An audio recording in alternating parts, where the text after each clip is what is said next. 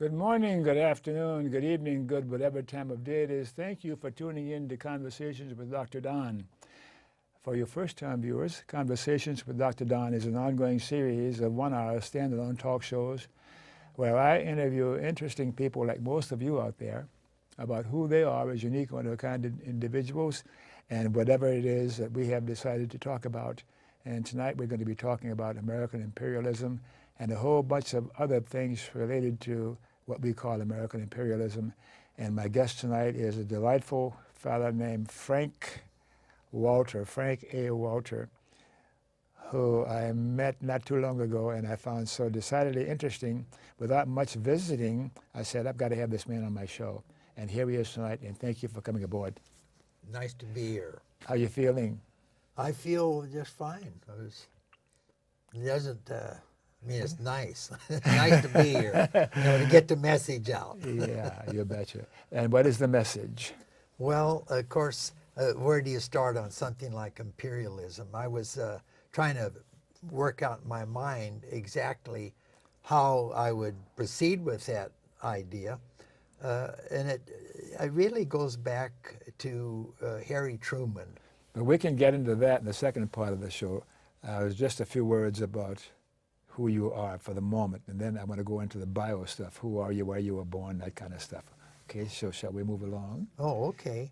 Well, I was born in Walla Walla, Washington, at St. Mary's Hospital, January 14th, 1928. So that makes me the same age as you, of course. Almost, I don't know when exactly. I'm in December. You're in December, so you're a little younger than I am. So. Yeah. Anyway, my parents lived on a farm in Athena, Oregon, and my grandfather had fought in the Civil War and had come out to the Oregon Territory in 1877, and he homesteaded. And he was really following his father-in-law, who had already come a little bit earlier. And my dad took over the farm, and he farmed it for a number of years. I have 4 brothers and 4 sisters, so it's a big, large Catholic family. And I've been there. I was Catholic. If you were an altar boy, is that right? Yes. And I was an altar boy. And I'm really proud of that fact. Of course, I think that your religious belief, anyone's religious belief, makes a tremendous impact on that person's life for a long time. Of course. And I went to Athena High School, Athena Grade School, elementary school, until 1941. My father lost the farm because his mother died and it went into an estate and he had to settle the estate. And so he was moved off the farm. And my folks moved to Walla Walla, and my mom started a boarding house. Now, do you really want to know all this detail? This goes on all summarized here. Anyway, I went to St. Patrick's High School in Walla Walla, and then I went to Gonzaga University in Spokane, and I was there for 4 years, and I got a teaching credential at Eastern Washington College of Education at that time. And then I went in the service. I spent a couple of years in the Air Force, and then I started teaching. I taught in Washougal, which is very close to Portland, for 4 years, and then I took a job in California, and I taught down there for 31 years. I went from the 8th grade in Washougal to the 7th grade in Sacramento in the Grant Joint Union High School District. And then I went to Norte del Rio High School and then to the Los Rios Community College, where I spent about 22 years Let's there. stop right there and let me ask you some questions, because you're giving me answers to all of my questions and I won't have no questions to ask you. So let me start, okay? Okay, it's your turn. If I were to ask your best friend, what would your best friend say? I'd say to your best friend, Who is Frank? Talk about it in the first person. Be your best friend. Frank is what? Well, What's your best friend say? if it was happened to be a best friend that was a handball player, he would say, well, he wasn't a very good handball player. Even though I played in the Nationals against the guy that won it when I was 60. So, you know, I'm not ashamed of that. No wonder you had the grip you've got because you shook hands, yeah. So overall, what would your best friend say beyond just being a good handball player? Frank is what? Well, gosh, that's a really tough question. Of course it and, is. And I know that you're asking it as a psychologist, Yeah. you know, because and a fellow human being. that would be like the Q sort we used to do. I can't even think of the name of it now, but I would probably say I had a lot of people that I considered that were best friends, and I think some of them would say that they really love me, you know, and I'm not gay, but I mean, why not? Well, I just happened to got around to it. So we'll have that kind of an evening, I can tell. But anyway, Frank is a nice guy, a mean guy, a good friend, or what? Something like that about you? I would imagine that's what they would say. I really was very loyal to my friends, and Yeah. you know, how do you put some kind of explanation on that? Mm-hmm. It's hard to say. What I looked for in a friend was what I hoped I was, and that was, in order to have a friend, you have to be a friend. Yes. And most of the people that I associate with, they had respect for me, and I did for them, and that's really important. If someone were to ask me that question, say my best friend would say, Don is a nice fella, and he likes to visit and get into conversation and talk about most anything in the world. And he's very passionate about almost any and everything. And I'm glad he chose me to be his friend. So something like that. You know, that you were talking about me, because I am passionate about issues. So your best friend would say, and some Frank people is say, passionate. my wife says, be quiet, I don't want to hear any more. That's enough. You know, I know it's this and that. You know, go on. But I think I mentioned to you about what I felt was the most important thing in the world was to achieve peace. And I think that we can achieve peace. I don't know if this is getting off the subject, but we can achieve peace by loving people and laughter. I know it doesn't make sense maybe, but those are really things that the world needs. We need love in the world, and we need love among all people. We need to love our enemies, really. And I was just thinking on the way over here that I was beaten out of about $300,000 in a business deal, but I don't have hard feelings on that. I think, you know, you have to let it go and just carry on, you know. Yeah. Now, is there anything significant about your national or cultural heritage that's out of the ordinary? You have any red or black blood, or were you part of Hitler's Third Reich, or anything about your cultural heritage? Well, you know, that's a really good question. My grandfather on my mom's side was Irish, and he was from County Cavan in Ireland. I've been there, by the way. And he came with the potato famine to the New World, and he was a very successful farmer in Walla Walla. He would get people to homestead, and then he would buy the homestead from them. Sure. And he did really well. His wife, which is my grandmother, who was my grandmother, was French, and supposedly some connection with the voyagers that came out in the with the trappers and so forth, and the French companies that were very dominant in Canada. And on my dad's side, it's English and German, but mostly English. As a matter of fact, that my aunt, who was a Franciscan nun, did a genealogical study on it and found out that we were related to Deborah Sampson. And I don't know if you're familiar with Deborah Sampson, but she came over in the Mayflower, and we're related to quite a few people that were on that Mayflower. And, you know, Bradford was a guy that executed the young man that was only about 13 years old for sodomy with an animal, you know. So my nephew tells me this isn't, you know, he's not one of the guys we want to talk about, but he's related to us, you know. So put all these together and the end result is you. Can you see any of those characteristics of those people in yourself now and how you are in the world?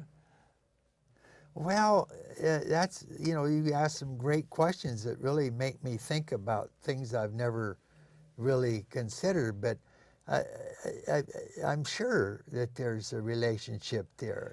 And when I have that Irish connection, I've been to Ireland several times, and I've bicycled in Ireland. Wow. And I always have a close relationship with, emotional relationship with both English and Irish, you know, and I know that those people have had their problems in society. Oh, but, yes.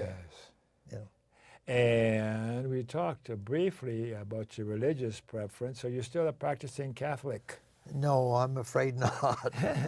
I think my religious belief would be pretty much favor Buddhism, and I like that. But I also like some ideas that come out of the Unitarian Church. And my wife was a member of that church for a while, Christ Unity, and I used to once in a while go to church with her. But at one time I was very devout Catholic, as you know, from being an altar boy. Yeah. And of course I got degrees from 2 Catholic universities, advanced degree from the University of Portland in education. And from you got a PhD too, didn't you? No, I didn't. I have enough units to have 2 PhDs, but I did too. It just took me a long time to get through. You know? Yeah. And you taught in your working life. You were a teacher, a professor. That was your. Well, they gave us the title of Professor Emeritus, but we were. That's when we retired. But I really don't think that that's appropriate when you think I'm the professor of bonehead English, or I'm the professor of the non-transfer students who take just a few courses in English, say on just writing and communications, you know, something like that. So you paid the bills by and large in your working career teaching. Yes, yes. And you enjoyed that. But yes, that's true. But when I retired, I started another profession. My wife and I bought a motel on the Oregon coast at Yachats. Yes. And we went to a auction, and my wife wanted to bid on it. And she was all excited about getting out of teaching. She didn't like teaching because she had chronic headaches from it. But she had chronic headaches when she got in the motel, so it didn't make a difference. You know, it didn't. Migraine headaches, you know, were right there. And she did it for a couple of years, but I really enjoyed the motel. I liked doing it because I had done some construction work in the summertime when I was teaching, and I liked doing that. I built several homes in the summertime. And so I remodeled this motel, and my son helped me do it. He was very handy with helping things. And How'd you learn how to do that? Well, yeah, that's a good question. Again, my brother did that. He worked for the government in Sacramento, but he would moonlight by doing just little construction jobs for neighbors and everything. And he was instrumental in teaching me a little bit about it, but I think that... and he knew all the codes and stuff and the regulations. Yes, yes. But it's more than that, more than knowing the codes. You know, Of course. you have to be able to read a tape. You know, Yeah.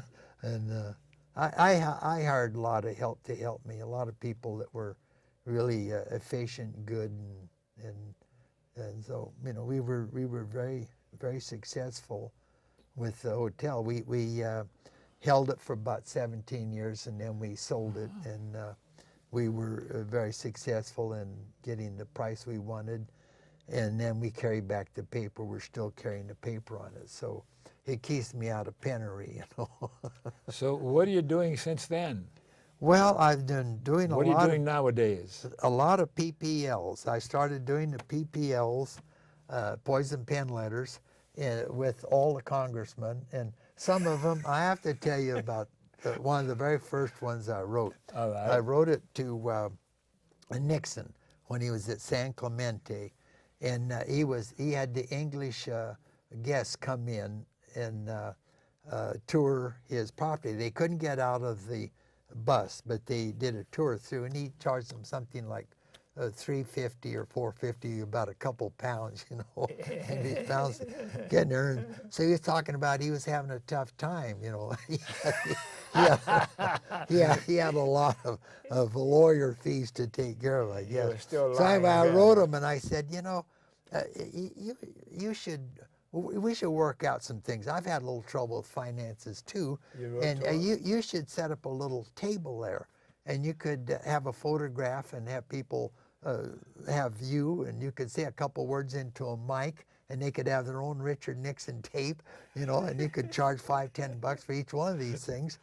And at the time, Gerald Ford was selling those little presidential medallions. And so I said, we could give him a little booth down there a ways. I mean, he's not important as you said you made him president, you know. And they didn't come up and lock you away, huh? No. So anyway, I don't think I ever got an answer from Nixon on it, but I love doing that. You know, I love pulling his leg. And then I did something similar to that when Ronald Reagan was in. He was wanting a big buildup. I don't know if you remember what happened exactly, but he increased the debt from 1 trillion to 3 trillion, a trillion for each one. Yes, yes. And so he cut the rich people's Taxes. he cuts their taxes, and actually he was very generous to me. He made me a millionaire. We had a gross income of $135,000 under him, and we paid $1,000 in income tax. And my wife took 15 exemptions. I took 30, so we had 45 exemptions. I got a letter from IRS that you can't take 45. You can only take 43.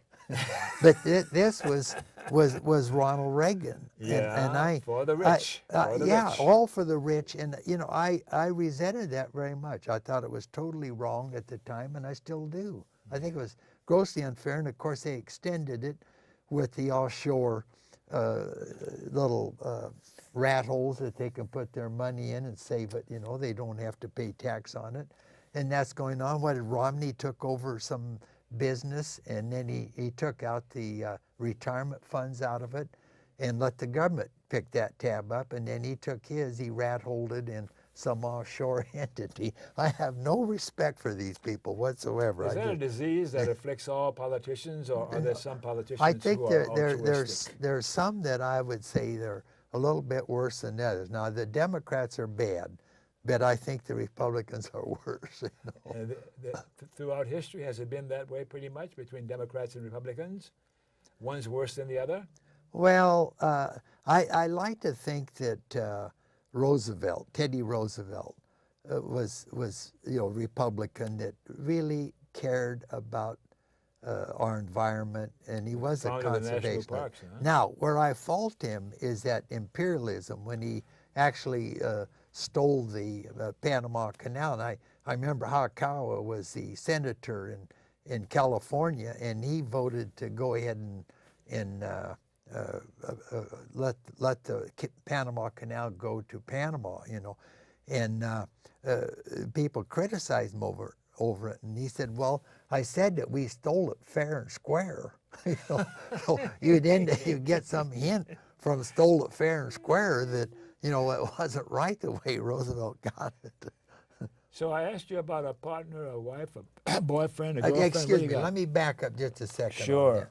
On that. I do want to say this about another Republican president, and I consider him maybe the greatest president, and that was Lincoln. But go ahead. Uh-huh. So your partner, your wife or your boyfriend? My wife that was sitting next to me at Othello production. Yes, where we met. But you didn't see Othello, did you? Yes. Oh, I thought you went in the other program. That's true. I was wondering how that happened. That's right. We were in another theater. Yeah. Yeah, that time. Well, that's her favorite play, and it is not my favorite play because it's too dark. You know, I just all that, you know, killing and all that. You know, it's just. So where is she tonight? She's probably watching us. Oh no, she's not watching us. We're recording it. Yeah. But she was going to play bridge this afternoon, and I think she did that, and I don't know whether she has a book club or it's hard to say. You know, She's wife got a lot lives for bridge. That's her life. Going to the gym. Do you play? No, I never. Have you ever played? Never. But I used to play all the time. Yeah. Pinochle, bridge, you know. And will you look in the camera and tell her what you think of her? My wife? Yeah. There's. I was looking at the screen. Oh, there's your camera. Look at that camera over there and tell her what you think of her. Say, you get a lot of profiles of me. I don't have the best profile. I love my wife. She's a wonderful person. And she's just a child bride, you know. She's 72 years old. And when we got married, I was 14 years older. And she tolerated me. We have 2 children. One is a professor at Indiana University. And the other is my daughter is a nurse, a very, very competent nurse who has 3 degrees and has been in the Peace Corps and has had some of the best jobs in the world. Right now she is looking for work, but she moved out of Portland and up to Sun River for the sun. How would you characterize your political persuasion? Need I ask you that question, or can I guess? That's a perfect question. I love that question. I got so upset with the Democrats because they just caved into Reagan. Reagan could do anything he wants, and they rubber stamped it, you know, right away. And I decided I was going to be an independent. So I registered as an independent, and at that time we owned the motel. And so I tried to get on the ballot as an independent down there in Lincoln County. And I was not successful on it. But, you know, I just wanted to balance a budget and bring some accountability. I thought that Reagan's whole plan of spending $305 billion for the military was insane. And I still do, because he increased the military budget from Carter's $125 billion to $305 billion and cut taxes, and then he borrowed the money from Social Security with the full intention of destroying Social Security. And I don't know if he'll be successful. People seem to think that he'll be successful doing that. And destroying Social Security? Well, absolutely. You get rid of it because it's a welfare program. You know, but even though people paid into it, and it's their right, and they have it coming. It's not a program that Reagan thought was worthwhile. He thought it was like welfare. Get rid of it. Do you think eventually we will get rid of Social Security in this country? I don't think that the people will allow it. The American people will not allow it. And the Republicans can complain about it all they want to and gripe about it, but they won't be able to get rid of it. And if they try to do it really very seriously, I think that they'll be a dead party. They'll be no longer a Republican Party. What will the citizenry do to stop Social Security from being eliminated? This is a leading question. Well, they have to demand of their congressional delegation and their president that is sacrosanct. They cannot get rid of it and change it. Oh, I have a series of signs I've made through the years, protest signs. I'm a child of the 60s, the Vietnam era, and one of them is, I'm not thinking what it is right now because I got about 50 of them running through my head. But when all else fails, nonviolent direct confrontation, nonviolent direct resistance. Gandhi and Martin Luther King, nonviolent. Yes, right. Yeah. So we got to take to the streets, march, shut down the system in order to make the politicians in Washington think about ordinary citizens rather than the super rich who they're obliged. I love that. Yeah. You're right. Absolutely. And citizens can't stay home. They have to get out and they have to march. And, you know, they tried that with the Bush in his Iraq war. You know, there were a tremendous number of protests. Yeah. But, you know, the sad thing about that, Congress caved into it. And, you know, Hillary voted for that Iraq war, but the common sense said, no, you can't do this. You know. Yeah. You belong to any political organizations or social organizations that are worth mentioning? I have a whole list of places that I support, and I noticed that when you had Donahoe on here, he mentioned Physicians for Social Responsibility. I remember. And on my list, I put a list down here, and that was the very first one. We've only got an hour. We can't read the whole list.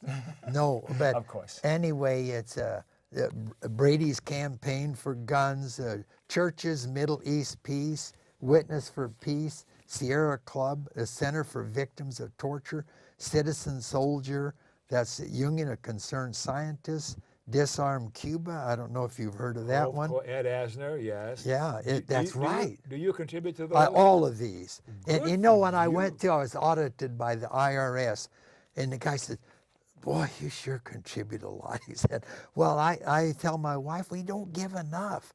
You know, I tell people that my Social Security check is $300, which it is a month. And I said, I'm sorry I could only give you, you know. So, but anyway, oh gosh, what is this other? But let me ask you one more question before we take a break. And then after the break, we'll talk about the questions that you provided me.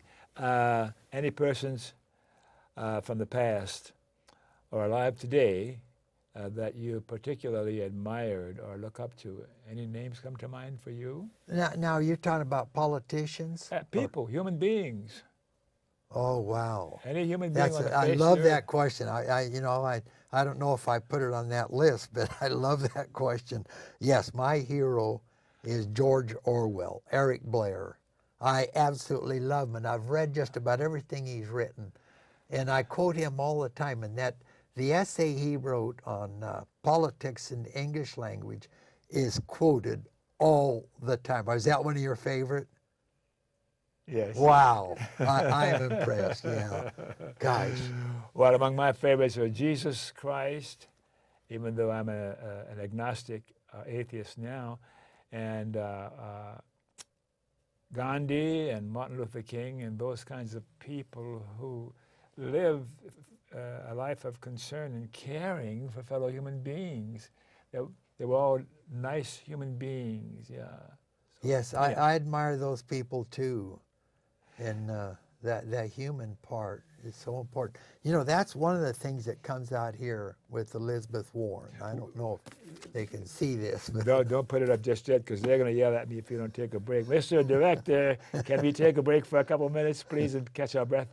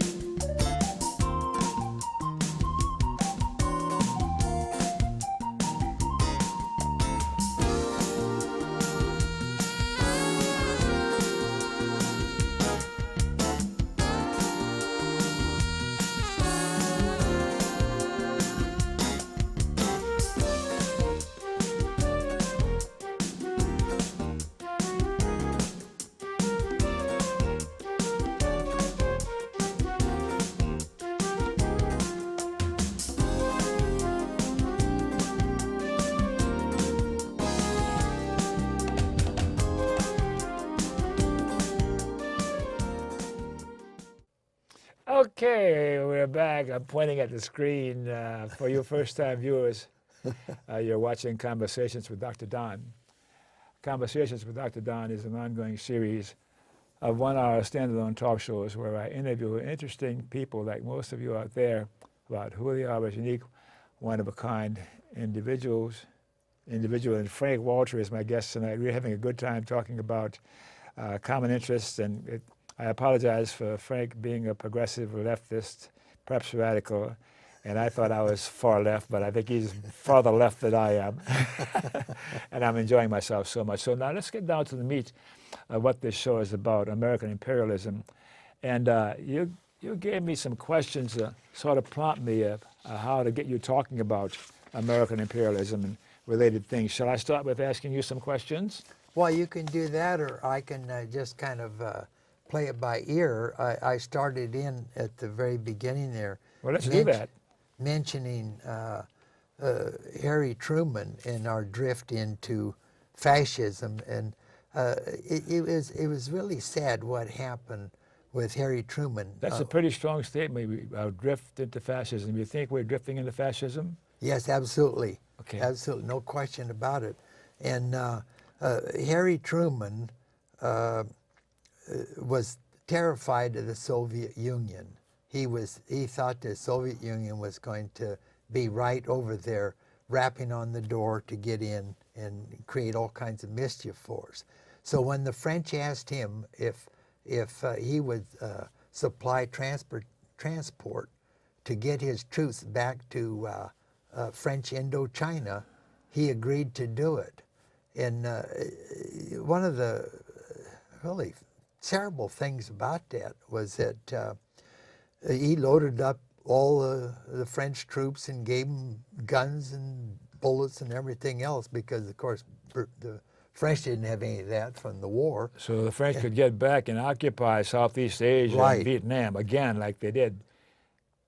That's true. And then what happened is that when those troops were taken to Hanoi and to Saigon, wherever it was that they disembarked, the American sailors wrote to the State Department objecting to this, and they said this is wrong to take the French and put them back in that colonial position.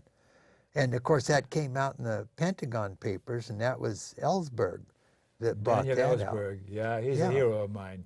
And of course, yeah, absolutely mine too. That and Manning, and Bradley Manning, and Greenwald, and another guy called Kirkow. I don't know if I have his name right, but he was a CIA employee that refused to torture, and he told the newspapers about it. He wouldn't torture, and for that, they said, "Oh, you can't reveal that secret. You know, you can't do that." And so they put him in prison. Yeah. You know, it's really sad.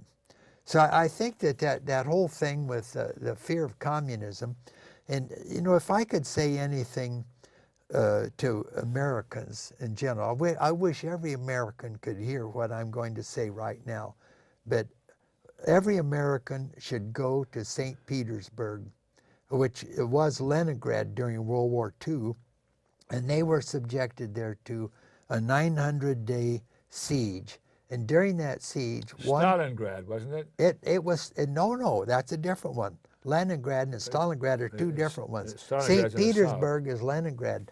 And so there were 1.3 million Russians starved to death. And you know, I went to the memorial when I was in St. Petersburg, and I got tears in my eyes because, you know, it was so horrible.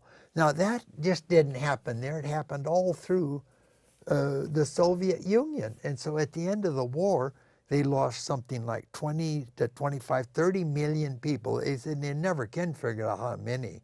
And who was the enemy? As soon as the war ended, you know, Patton wanted to create an incident and go to Moscow. That was the enemy. You know, and it's terribly sad. Now that's one thing. Every American should go there.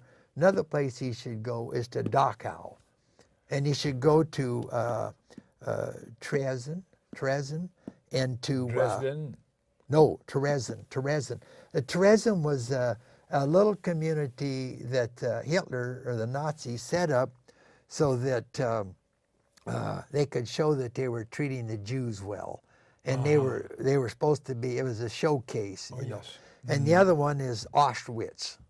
Those three concentration camps. When I took my son to visit Dachau, and after we'd gotten in there, I went outside, and I was retching on the ramp. It was just, you know, God, it was just horrible, you know, what I'd seen in there. And there were some German youngsters, and I would guess them to be 6th, 7th, 8th graders. They were doing an obligatory tour of Dachau, and they started laughing. I thought, you little rascals, you know. But then I wasn't offended by it. But, you know, if you go to My Lai and see our Dachau in My Lai, and that's in Vietnam, of course.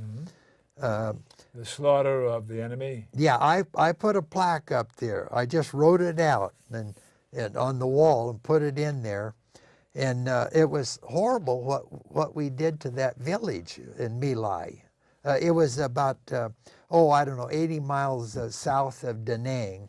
And I took a motor scooter down there with a guy who almost got killed, you know, going down there. But what an experience to go through. They killed villagers and kids, and there's a tremendous account of it. So this is what Americans did in Vietnam. Yes, yes. And then what the Germans did in Germany against the Jews. Yes. There's a story behind this. Why is this going on? Why nations can do this to the enemy at the time? Why did they do that? Gosh, you ask great questions.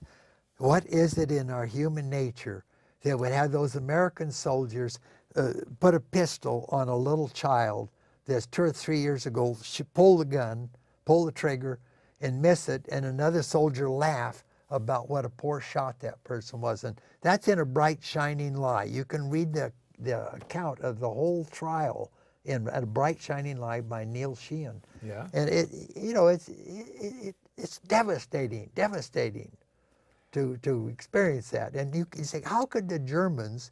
And when I was in Germany and going through these, I wrote a letter to the Oregonian that was published, and I said, how could my countrymen, how could they do such a horrible thing, as these. And then I came to the conclusion that they did it because it is good money. We're in war right now, and at that time it was 1991, and where we were in 91, we were at war with the Gulf War. One war after another? Yes. And why is that? I think that, I hate to be cynical about it, but there are some people making tremendous amounts of money from the war. So and they love it. And you have people in the military that love the rank and the power that they have. And so when you get these two industrial complex people together, they have us where we're spending $1.3 trillion a year on some aspect of war, either procurement or benefits or execution of the war, whatever we're doing on it, Homeland Security, the FBI, the CIA, the National Security Council or agency, whatever it is. Can we do anything about what you're talking about? I think if the American people got in the street and raised hell about it, it would happen.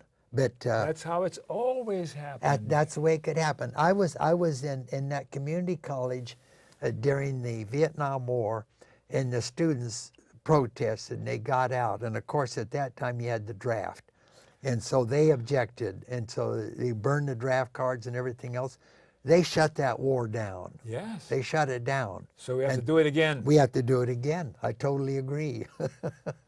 So the powers that be now have infiltrated the ranks of the progressives and the people who would revolt so that they can't get organized and make a significant block to resist the domination of the super rich and the ruling elite and the people who own the government in Washington, D.C.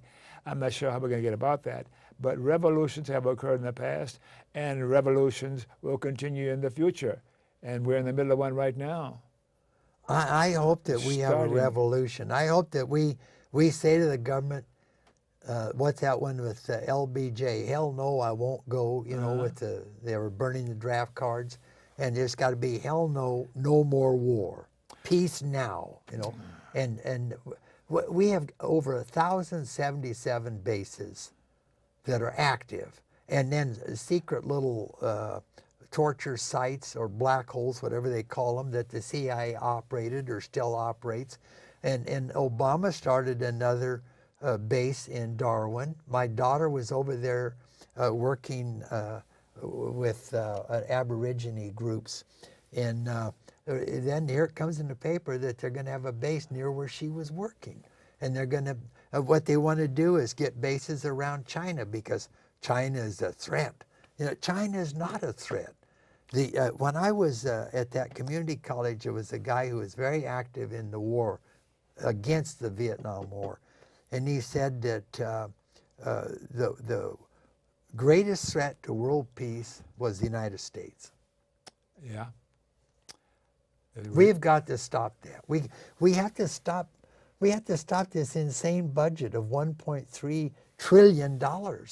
And these over 1,000 bases is stupid. And submarines everywhere. I think that Reagan was right about one thing, and only one thing, and that was zero option. We should get rid of the nukes.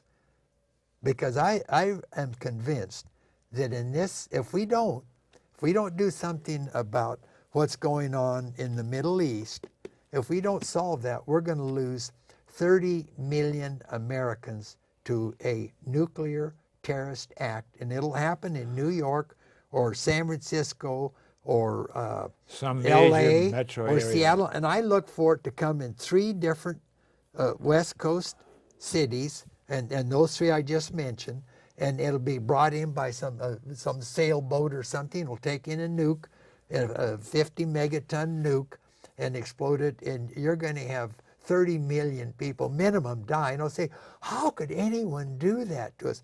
Well, how could we support what's gone on in Palestine? How could we let people come in there and take over that area? There were 330,000 Jews living there, and there were about 1 million Palestinians living there, Muslims, and a few thousand Christians.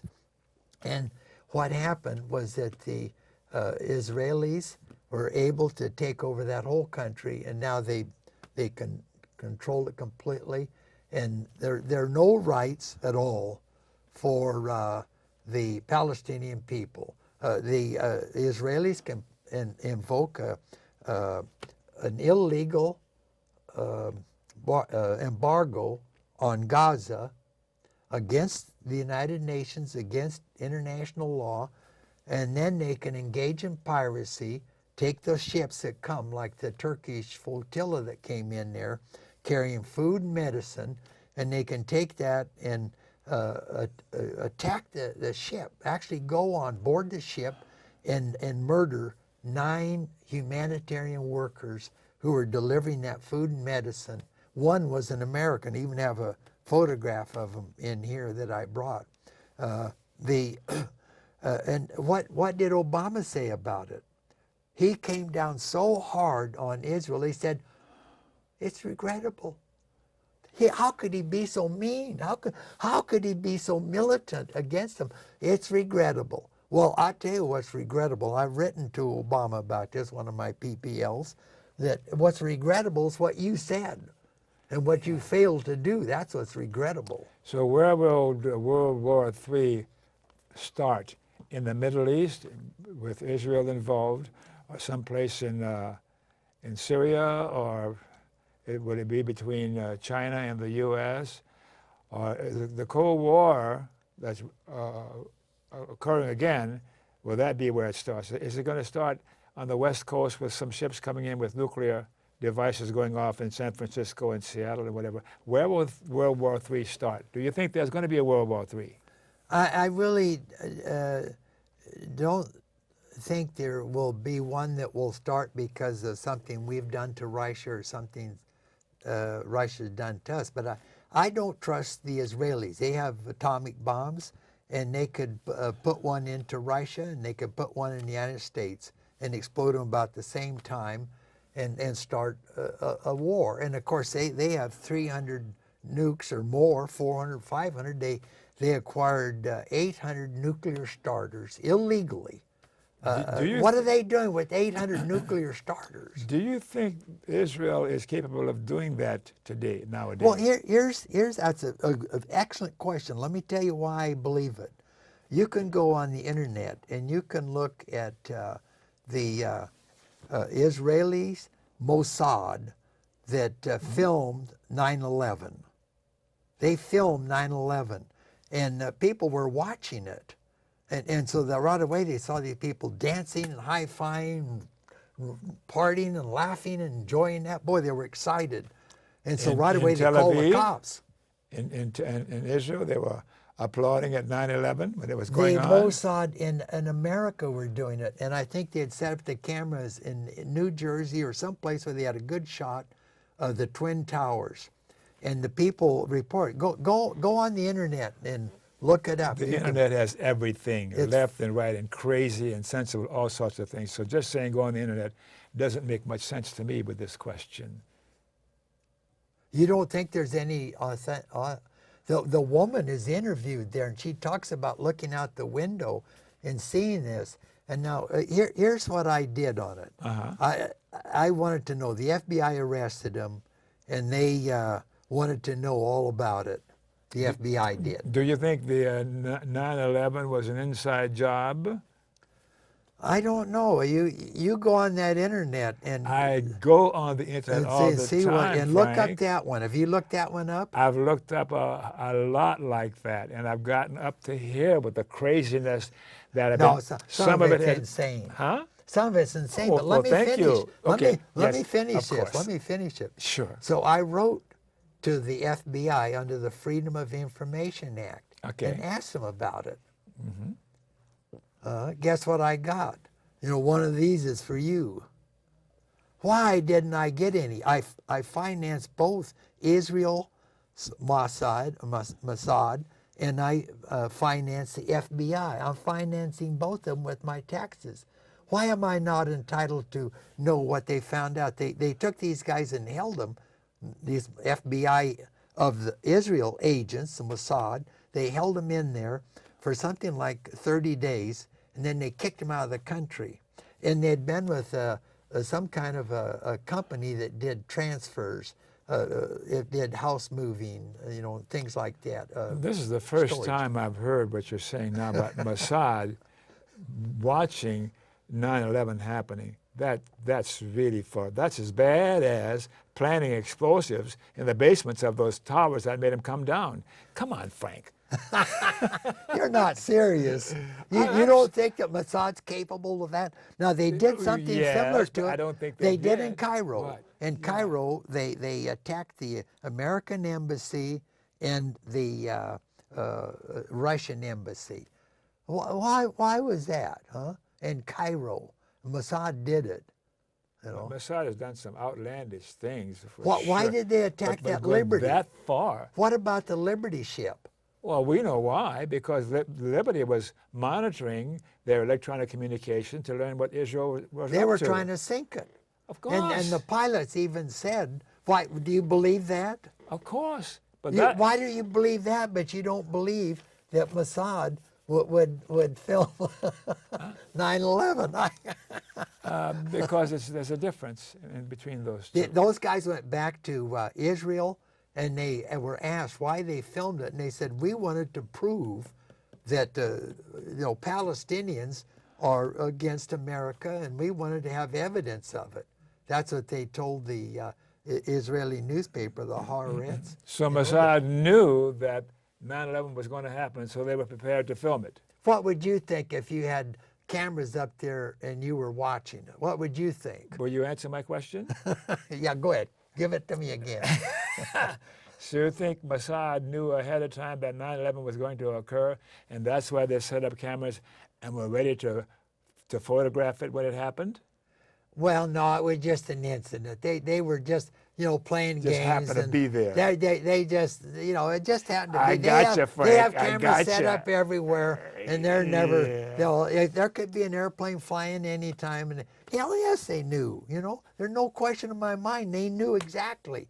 And what makes me angry is exactly what, have you ever read about the Liberty? What they told those sailors? Yes. Have you read that account? Of course. You know, they told them, don't you say a word about it. Keep your mouth shut. I'm surprised. We're both from the left, and boy, I mean, I thought I was off the deep end, but you're clear off on that point. I'm very conservative, extremely conservative. I don't believe in war. I don't believe in torturing, rendering, and murdering prisoners of war. Sure. I believe in paying for wars if you're going to have them. I don't believe in taking the money from Social Security and having it run the country with it. Absolutely ultra-conservative. On the political continuum, do you see yourself as left or right, liberal, conservative? Where do you come down, generally speaking, across the board? Well, yes, I take the nation, I take the progressive, and Well, how can you have those I'm ideas a you're talking member about? of the Democratic Socialists of America. I asked them how long I'd been a member. Now you are too. You support that. Yes. I've been supporting it for years, you know, and I think Yeah. that they said since the 80s. What do you think of Bernie Sanders? I love him, and I'm on his mailing list. I'm going to and tell I Bernie write to him, Sanders what you're talking and about. I sent him money when he was so do running. I sent him money to support him. Now, you have about a minute left. You got to say something about those two books. Okay. Well, here, read this one. Read this one. I'm reading this one. Elizabeth Warren. I'm only about 140 pages, and this one, I just got it from the library. My wife picked it up for me. And this one is on the America's brokering the Israeli conflict and the whole thing. We've never been very good about being an honest broker. We've favored Israel completely. And this book just really reinforces everything that anyone who's familiar with the area. Now, here's some great books to read. You know, Killing Hope, William Blum, I've already mentioned that. Legacy of Ashes, that's about Tim Weiner on the CIA. That's a great read. The Israel Lobby and U.S. Foreign Policy by Mearsheimer and Walt, that's a great one. Mm-hmm. The Power of Israel in the United States, James Petrus. A Fateful Triangle by a Jewish writer, Noam Chomsky, professor, brilliant guy. Of course. And of course, Brokers of Deceit. In the People's History of the United States, I noticed that Donahoe was talking about that one. Yes. That's such a great one. That twice. Do you know that the governor in Wisconsin has outlawed that in the schools? You're not going to tell the kids the truth. Let's keep the truth from the kids. We can control the people if we keep the truth from them. And we're pretty successful at that. Now listen, I want you to look at the camera and tell the viewers your last final message before our hour is up. What would you have them remember about hearing you and talking to you and watching this show? I would beg you to study the issues, and you have to do it on the internet. You can't do it on the newspapers because they don't cover the issue of what's going on in Israel, because if we can have peace in Israel and in the Middle East, we'll be all through. We won't have to worry about war. And I think trying to pick a fight with Russia is the most stupid thing I've ever heard in my life. We have no business interfering in their personal affairs, private affairs. Very well said. And we're going to pick up later on this one point you and I disagree on about 9/11. Thanks again for coming. Well, I enjoyed you. I take back that how much I love you. I don't know. But anyway, when I was back in we got to stop now. Oh, okay. Mr. Director, you want to put on some PSAs here?